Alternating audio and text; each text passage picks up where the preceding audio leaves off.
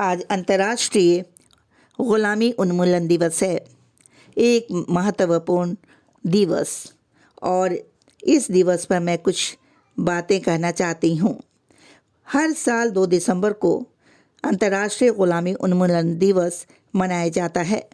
यह दिवस मानव तस्करी को ख़त्म करने, मनुष्य को अपने अधिकारों के प्रति जागरूक करने के लिए मनाया जाता है। ILO के अनुसार 40 मिलियन से अधिक लोग ग़ुलामी के शिकार हैं। बाल श्रम, मानव तस्करी, जबरन विवाह, वेश्यावृत्ति, हिंसा, शोषण, दहेज प्रथा, यानी ये सारी समस्याएं एक से एक ज्वलंत जलती हुई समस्या है, गंभीर समस्या है। इसका निराकरण बहुत ज़रूरी है। ILO के अनुसार लगभग 40.3 मिलियन लोग आधुनिक ग़ुलामी के शिकार हैं। जबरन शादी में 15.4 मिलियन लोग और मजबूर श्रम में 24.9 मिलियन लोग शामिल हैं। ग्लोबल स्लेवरी इंडेक्स 2016 के मुताबिक विश्व भर की दुनिया में भारत में ग़ुलामों की संख्या सबसे ज़्यादा थी। 18.3 मिलियन लोग आज भी दास्ता की बेड़ियों में बंधे हुए हैं। ILO की रिपोर्ट के अनुसार वयस्कों का सबसे बड़ा हिस्सा 24% घरेलू श्रमिक के रूप में कार्यरत, निर्माण क्षेत्र में 18%, कृषि और मछली पकड़ने में 11%, विनिर्माण क्षेत्र में 15%। इस तरह से मानव शक्ति का दुरुपयोग हो रहा है, यानी इन्हें पूरी तरह से रोजगार नहीं मिल रहा है और इनकी उत्पादन शक्ति का उपयोग नहीं किया जा रहा है। ऐसी स्थिति में आर्थिक विकास की बातें करना हमारे लिए मूर्खता होगी। आधुनिक ग़ुलामी के अत्याचार के बारे में भी जागरूक करना जनता को बहुत ज़रूरी है। अंतर्राष्ट्रीय ग़ुलामी उन्मूलन दिवस संयुक्त राष्ट्र महासभा में मानव तस्करी और वेश्यावृत्ति के शोषण विषय पर हुए सम्मेलन में 2 दिसंबर 1929 को पहली बार मनाया गया था। संयुक्त राष्ट्र ने 2 दिसंबर 2014 को अंतर्राष्ट्रीय ग़ुलामी उन्मूलन दिवस मनाया था।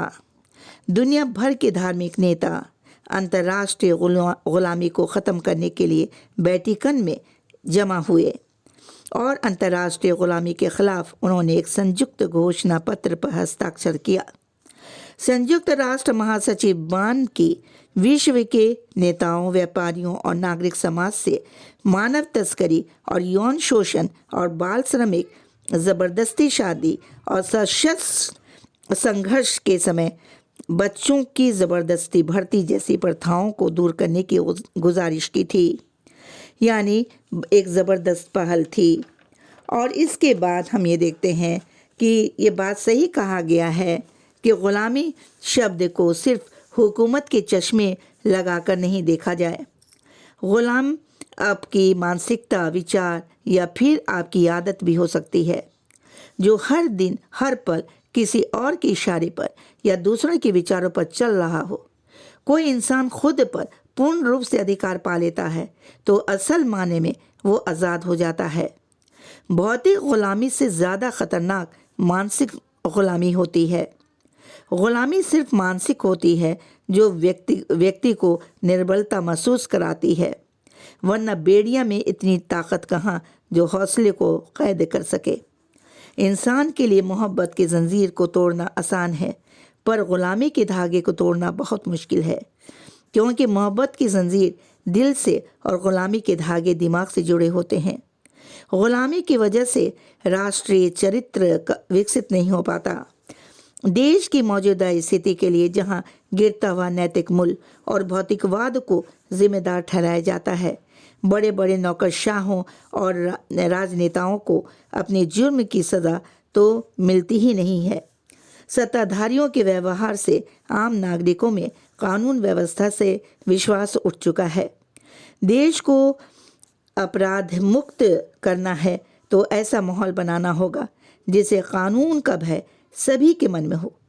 हम मन से ये चाहते हैं कि कितना ज़्यादा हम रिलैक्स रहें, यानी ग़ुलामी नकारात्मक दुष्प्रभाव डालती रहती है।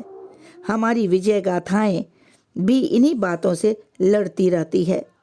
यानी हमें यहाँ पर ये देखना है कि सरकार के जो बनाया गया कानून है उस कानून में इतना दम होना चाहिए जिस कानून पर जनता का विश्वास बना रहे, माहौल सही रहे और उस माहौल में हम अपना मानसिक विकास, अपना भौतिक विकास, अपने व्यक्तित्व का विकास कर सकें और अपनी दास्ता को ख़त्म कर सकें, ग़ुलामी को ख़त्म किया जाए, उन्हें आज़ाद किया जाए और उस आज़ाद ज़िंदगी से ही हमारे देश का विकास हो सकता है, अन्यथा ये काम संभव नहीं है।